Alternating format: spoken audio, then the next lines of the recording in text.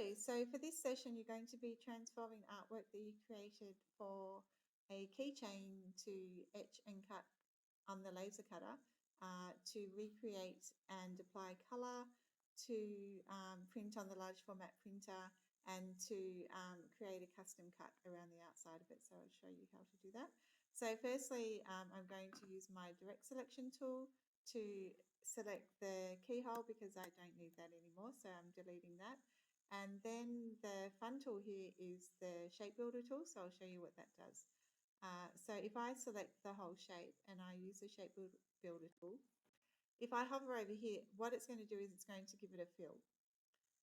And the same here on the mouth. But if I hover over the body, it doesn't. And this is why it's really important to make sure that your lines join when you do your line work with the marker.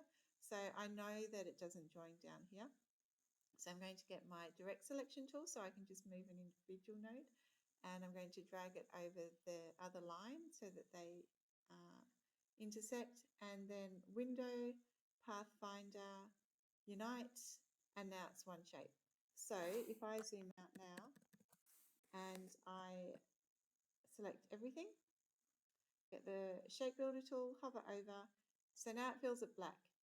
So I don't want the black line to change, just the inside color. So I'll get the direct selection tool to just select the inside. So I'll just click on that black background, double click here and choose a color.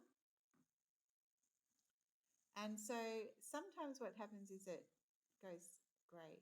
So if I go to the color palette here and into the paper file, it's on grayscale. So just change it to RGB and then you'll get the color.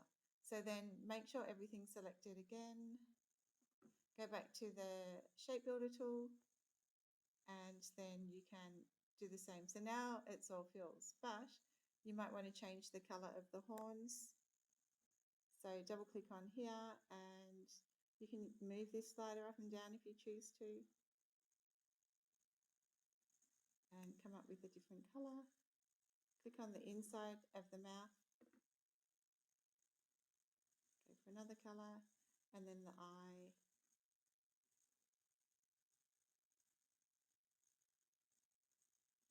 And go for something else. And then I am going to select the background and I want a color for that as well.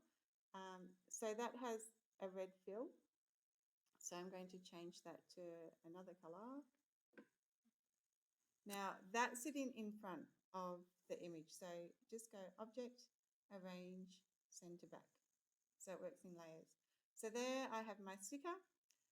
So there's something else I have to do. There's a program that you have to open up or a document, and it has special settings for the roll and printer for doing the custom cutting. So, and if you do the tutorials, you'll get a copy of that as well.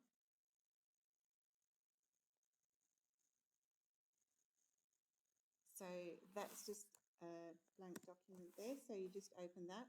So what I would do is just get copy, Control C, your document and put it into this one, Control V.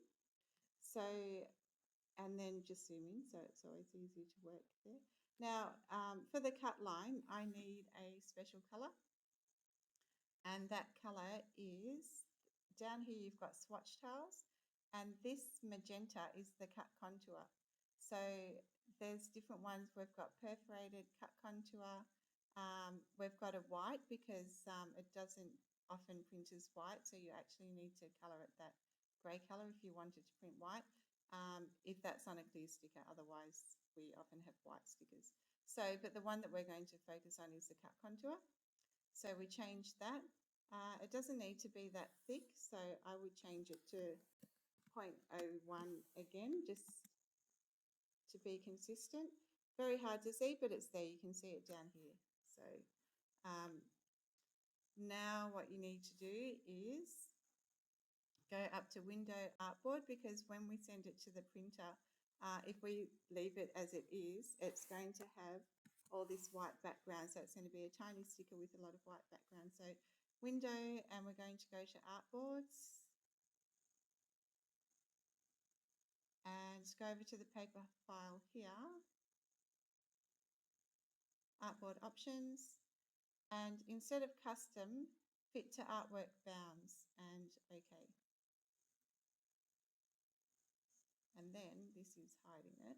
And then you can see that now will be a lot more effective when we print it at the printer. So file, you have to export as for stickers, and give it your name. So Lisa Sticker 1, it has to be exported as a PDF. And export.